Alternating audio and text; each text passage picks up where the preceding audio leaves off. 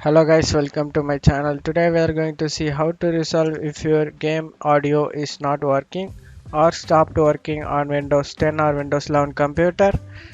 Let's fix that guys. Go to search menu and type troubleshooting. Troubleshoot setting. Go to other troubleshooters and click playing audio. Run. Detecting problems. Checking audio service status.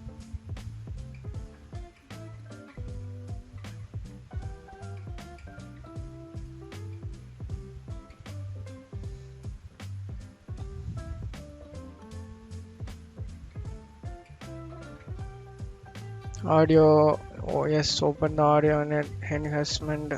You can turn on anything if you want. You can check here guys.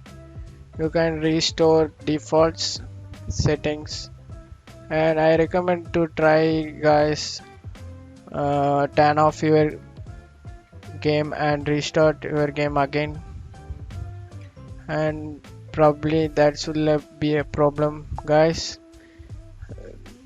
Thanks for watching my video.